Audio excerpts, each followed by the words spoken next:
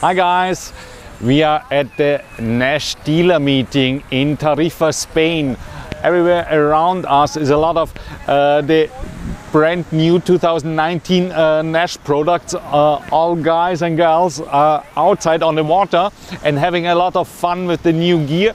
And we are talking now to Robby Naish, and afterwards we have a talk to Damien Girardin, one of the designer of Naish kiteboarding. So stay tuned and have a look to this video. So we are here in Tarifa at the Naish Dealer Meeting, obviously with Robby Naish himself.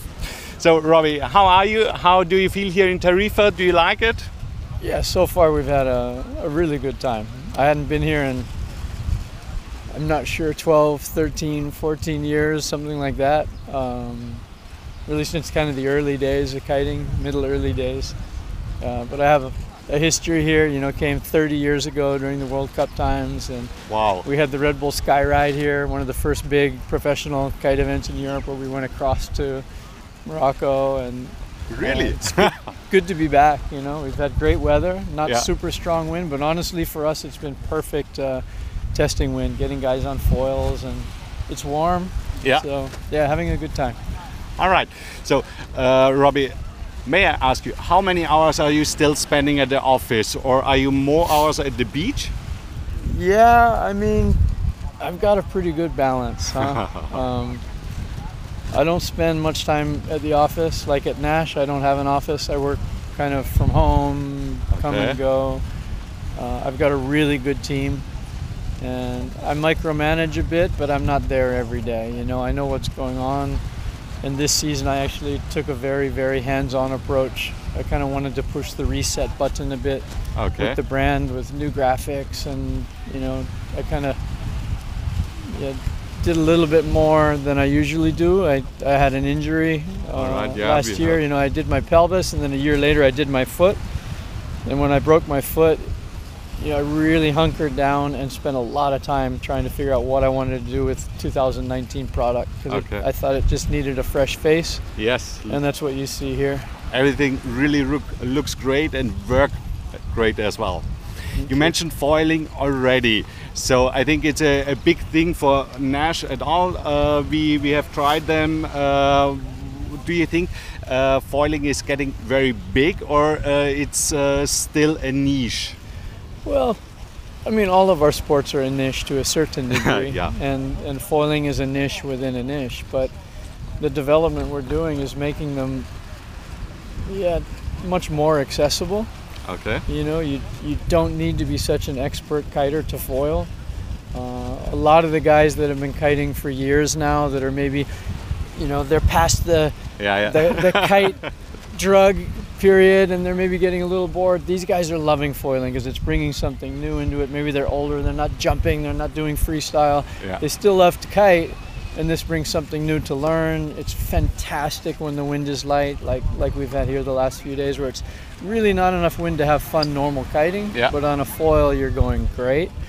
Windsurfing, same thing. My goal is to bring windsurfers back to windsurfing that stopped windsurfing, because windsurfing got too complicated, the equipment got too difficult to ride, too expensive, you need too much wind. And as you can see, we're out here now windsurfing and having a lot of fun on our foils with very simple gear in the same wind that the kite foils are going in. So it's absolutely crazy. Yeah, so hopefully that'll bring, you know, people back to windsurfing in a way that is new. They can rediscover the sport that they once knew.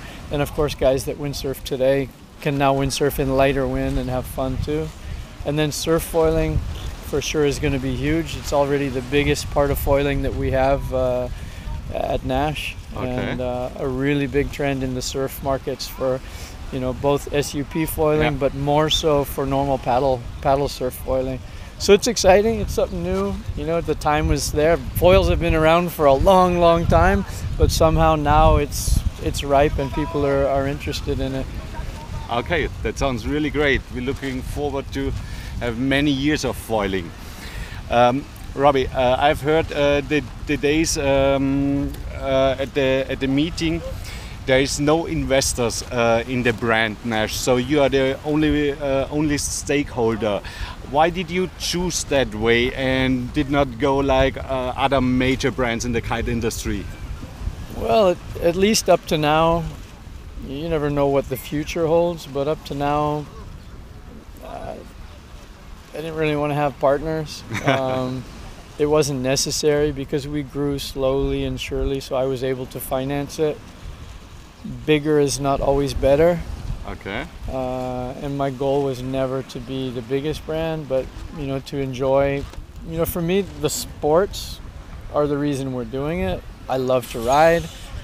We all, everybody at Naish rides the equipment. Yeah. It's not so much a business as a lifestyle, and so our approach is a little bit different than a lot of other businesses. Sometimes we make decisions that might not be the best decision on paper. Yeah. But it's a good decision for the sporting side. Okay. It gives me freedom to do things maybe differently than we would do if there were a bunch of other chefs in the kitchen making financial decisions. Yeah. There's its drawbacks, of course. We could do things potentially better with better financing, or but hey. But it's worked so far and it's been really fun. That's the main thing. I love what I do. I think all of my guys enjoy working with the brand. We've always been successful up to now. Yeah. We've grown and adapted, as sports come. We got into kiting from windsurfing sales, and then we got into SUP, and now we're getting into foiling. I mean, we have a lot of fun doing this. Yeah, it's more than a business, that's for sure. Yeah, and it makes the brand very sympathetic and very personal as well. Definitely very personal. Some people like it, some people don't. Everyone has their favorite, but hell, anything that gets people on the water, yeah, and getting sport in their life, and exercise in their blood, and away from the computer and away from the cell phone, that's a good thing. So I don't care if you're riding F1 or North or Cabrina or JP or Quattro or Fanatic or Naish. Getting out there is the most important thing. And if they want to ride Naish, that's even better. But it's just, I think it's a great way to spend your free time. It's healthy. It's good for your mind, your body, and your spirit. So I like being a part of this industry. Perfect. One more question, Robby. You are within kiteboarding the past 20 years or even more. I think you started about 97, 96. So what would you say were the biggest innovations in kiteboarding at all? Well, the first big innovation was higher aspect kites. Well, I mean, if you want to start from the very beginning, inflated kites was, all right. The inflated leading edge was obviously the huge turning point for making it possible to relaunch your kite from the water, etc. But then the four-line kite, high aspect kites, the AR5 was really groundbreaking. That allowed people to really go upwind easily, to go from one spot, kite, come back. Yeah. D-power, the four-line D-power with a chicken loop was a major advancement, because in the beginning we had full power all the time. It was dangerous, it was difficult, it was a lot of fun, but by adding D-power made it a lot more accessible to a lot more people. The next big advancement would be the push-away quick release, the safety system, because in the past you had to sheet in and go full power to unhook. All right. And being able to just do the push-away that we came up with, I think, was a major milestone for making the sport safer. And then the high D-power kites, the swept wing C, the Delta, all these different platforms, the bridled kites that allow you to have nearly full D-power, a huge range of control and D-power has made the biggest difference. Yeah. Kiting used to be really an extreme sport. Like our first t-shirt said, absolutely positively the wrong sport for 99.9% of the world's population. That was our first ad, our first t-shirt for Naish. And that's totally not the case now. It's a very accessible sport, probably the most accessible extreme sport. And it's fun, it's fast to learn, it's easy to get good. So that's a great combination of things. All right. And that's why there's so many people enjoying the sport now, you know? Yeah, absolutely. So thanks a lot, Robby, for your time. Welcome. And wish you much more good times here in Tarifa. Thank you. And hope to see you again. I appreciate it. Thank you very much.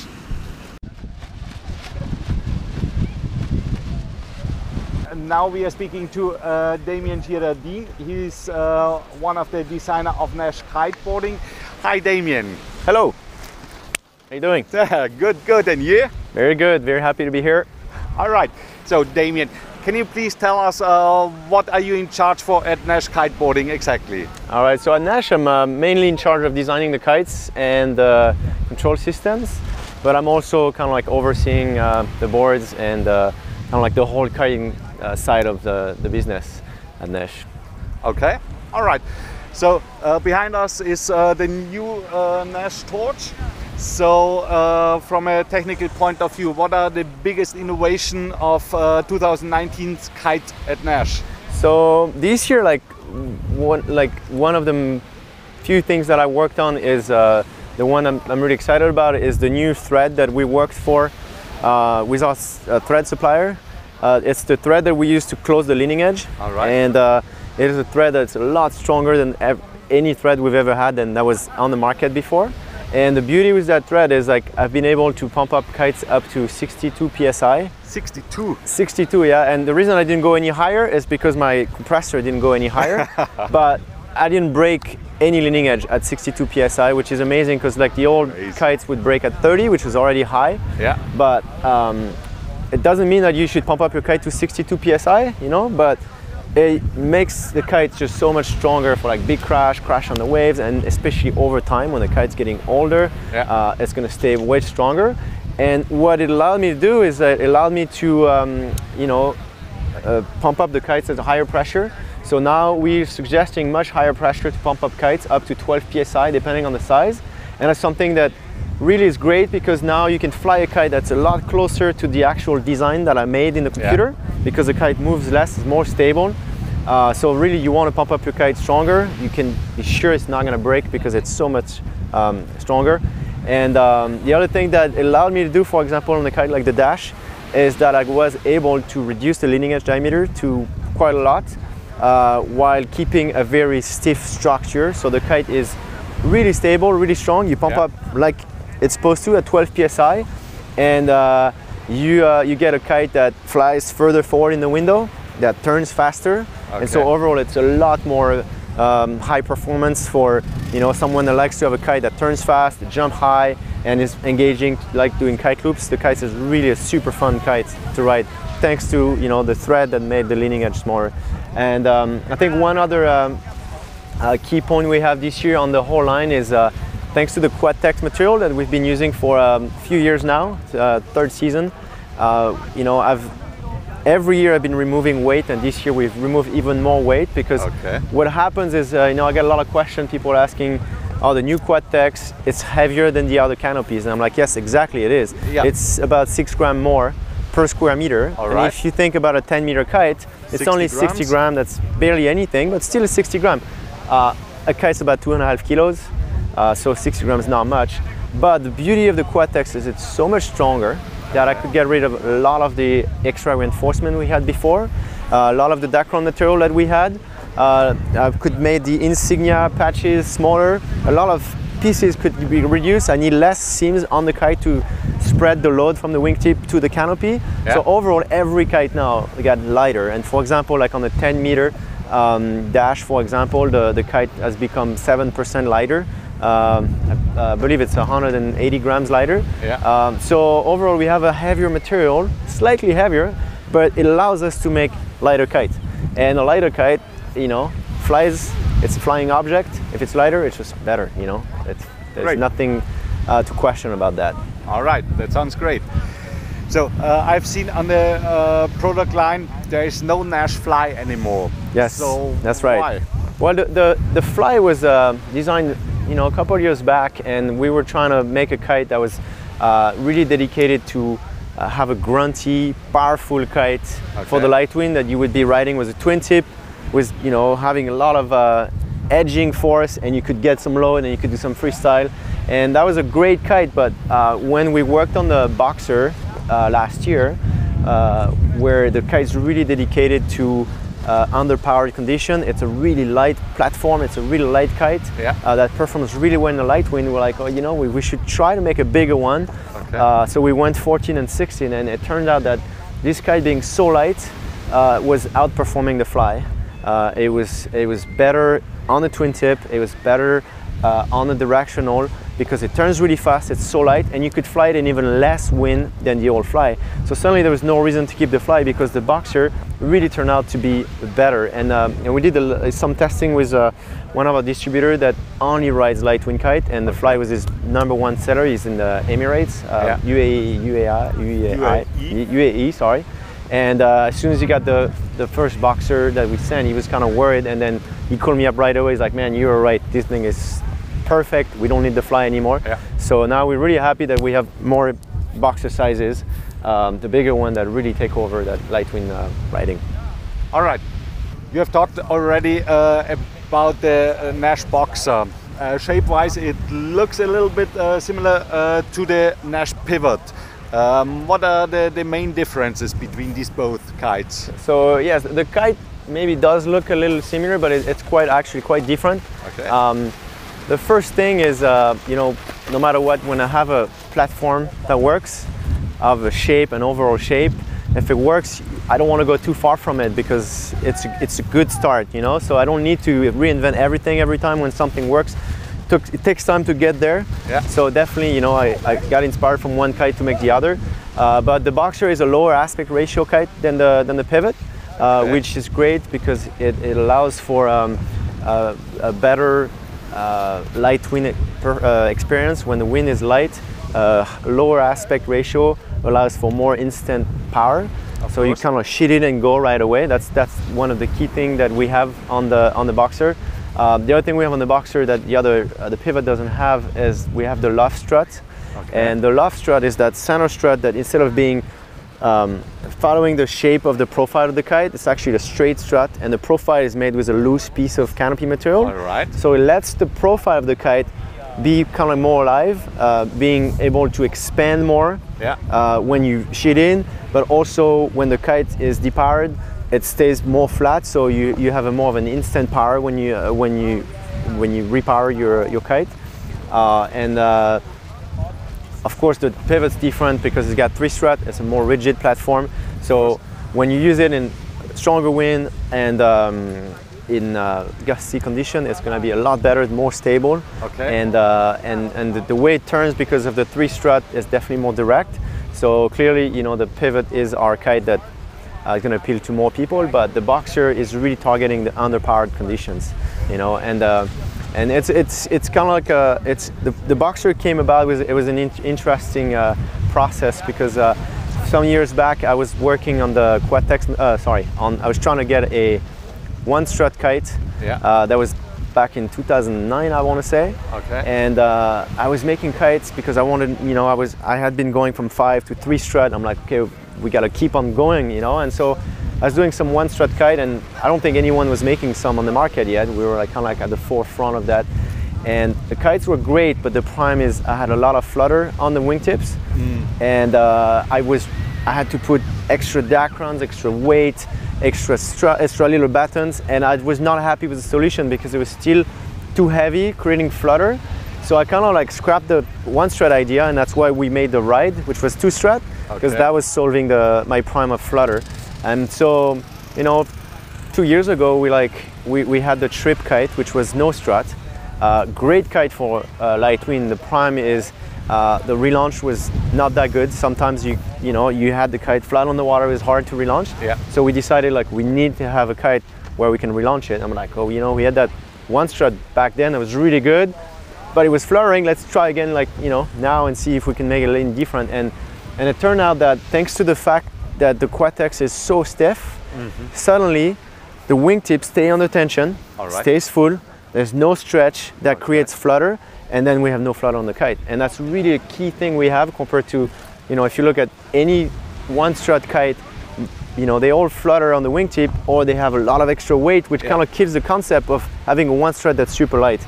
And it's really awesome that you know, some years ago I work on a project that I can't finish, and then I work on another one that's really totally disconnected.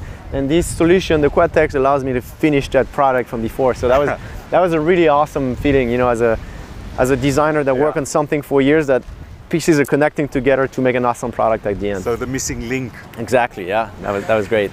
I think, as I remember, Jesse Richmond told us in a former interview, he can feel it in the kite that the Quadtex material is even stiffer than before. Oh yeah, it's amazing. When you know, the Quadtex was a long project for me. I worked on it for 3 years before we launched it. You know, and I went to Japan, visiting the Teijin office, which was a great experience for me.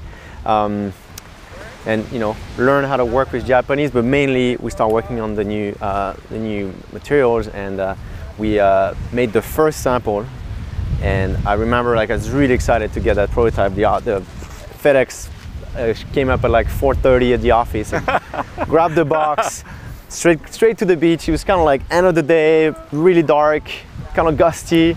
And I was like, already, I grabbed the kite, take it out of the box, and I can feel it's better. Like, I'm more excited. I can hear it differently. I pump up the kite. I'm super excited.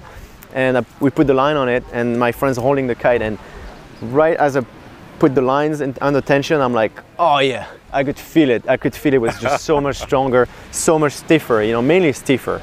And after that, you know, it was just two seasons of like, kind of like testing long term, working on little adjustments with Teijin, and then we finally launched it, and it was awesome. Like right away, the riders were like super stoked on it. Like, you know, a fun story was we had our supplier from our kite factory that was, you know, he was not too excited about us using a custom material like that, because he wants us to use the standard material that he can stock and use for other brands and everything. So he's kind of like really not.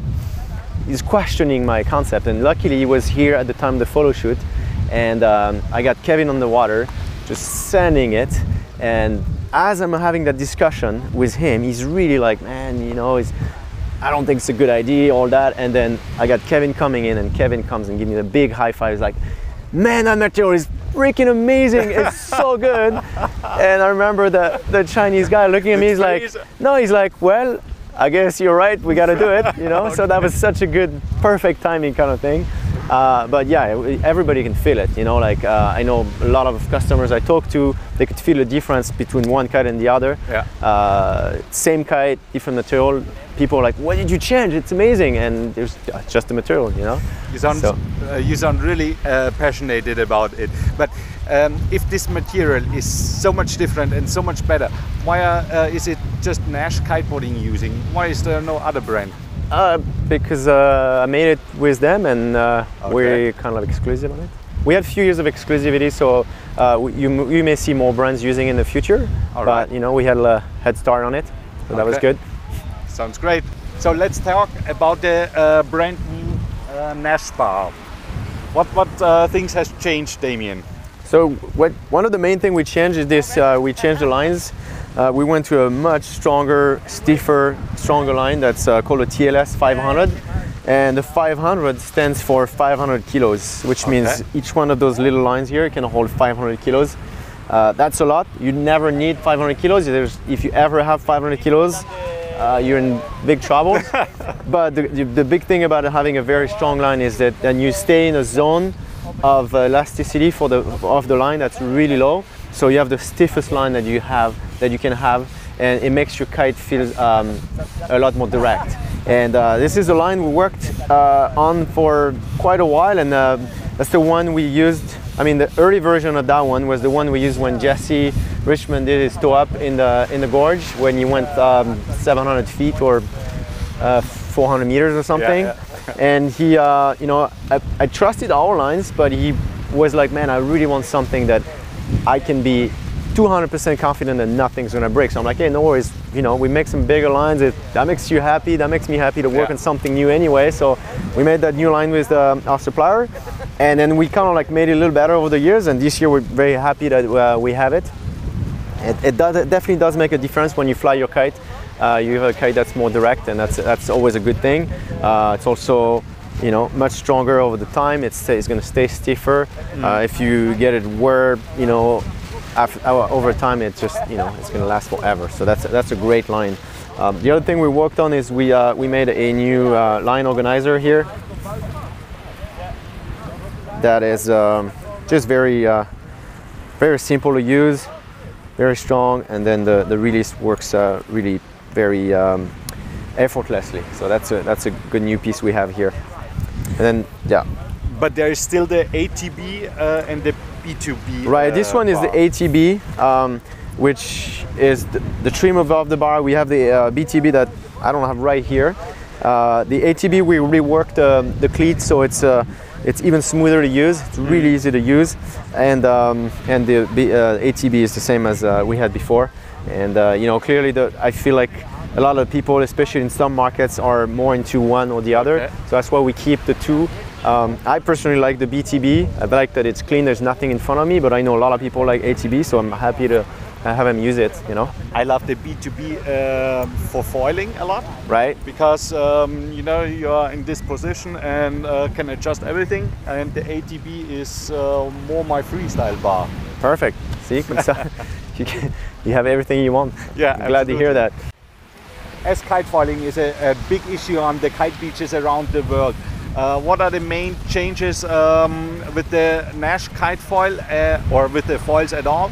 And what is especially the target group of Naish foils? So on our side, the target is clearly the fun and the free ride side of it. All right. We're not trying to make a foil that's going to be winning races. Okay. You know, that's just not where we want to go. We want to have a foil that's really easy that you get on, and then you can foil like your first time, you know. And that's why we have those wings that kind of like come from our surfing side. So we have a medium and a large wing that are called surf wing, but this is something that we're really pushing into the kite side too, because they make it so much easier. Like I'm personally, I'm not a very good foiler, but when I get on those wings, suddenly I can do all the tricks that I want to do. So it's awesome. Suddenly you can jibe, you can tack, you can do them little 360s and tricks, and that's really where I think we want to go. Okay. We want to make it easy and fun. You know, that's why we have the shorter masts, the different size, the bigger wings, and even our dedicated kite wing is still very accessible. You know, it's definitely not a race wing. It is a fun wing, and that's really where we want to go. In terms of what's new, I think the main new thing that we've done this year that's really exciting is the abracadabra connection, which is only one screw disconnection to get your foil out of the plate on the board, because you know the board and the foil takes a lot of space, and then taking the 4 screws off is kind of like, you know, a lot of, not too much work, but it's kind of like not that easy. So the one screw makes it really easy now, and that's really exciting, because just, you know, we're making the sport just easier now and simpler, and it's really our philosophy of like everything has got to be easy and simple, being the riding or being putting it together and go on the water. And so that's why also, if you buy, let's say you buy the kite wing, you can change it and put the medium wing or the large wing. It's the same fuselage, everything fits. You know, if you want to start with a shorter mast, you buy the longer mast later, it fits in, you don't have to change your whole foil, you just change the spare parts. And that, I think, is very interesting, because the kite can evolve with the foil, so it can evolve with you with time. Okay, that sounds really great. No, it's great. Let's get on the water and enjoy that. Damien, one more question before we go out on the water. We have got a question from one of our followers. He's wondering about if the directional boards are getting lighter and lighter from a weight point of view. How is it? Do they still are durable enough to have fun a long time? For sure. The reason the boards are getting lighter and lighter is because I think we're getting better at building them. We work with our suppliers. We have a lot more experience than we had before. We know how boards used to break, so they reinforce really where they needed to be reinforced, and not, you know, in places where we don't need. We've also improved on materials we're using. And so we have you know, fiberglass. They're more expensive but also a lot stronger, and so that means you need to put less of it. So that's how we got boards that are actually getting lighter. So that's a key thing. We've also been working at improving our quality in terms of production, like the ratio resin to fiber. Yeah. And once you have the exact right quantity, the fiberglass is actually stronger than if you put too much or not enough. Okay. So now we have a perfect ratio, and also all our boards are cooked, you know, when they're drying. So that means you get the perfect drying time and the perfect drying that gives the best result. And that's something, you know, like the fiberglass supplier and the resin suppliers, they worked on the fibers and the resin, so they're being cooked at a certain way, and then we apply that, and it makes the board stronger. That's why, for example, we don't need stringers anymore on the boards. Okay. And it's been a long time we got rid of the stringers, because our structure is a sandwich, and when you have a sandwich board like we have, the stringer is actually not even coming into place ever, because anyway the sandwich is stronger. So once your board is any stress on the board is never going to the stringer. It's going straight to the outside skin that's making the sandwich. So we have boards that are stringerless, which also saves weight. We also can use lighter core.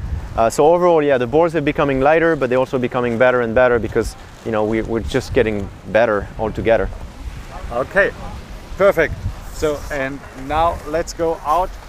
Take the board and let's go out on the water. Thank you very much, Damien. All right. And have fun. Thanks for coming. Thank you.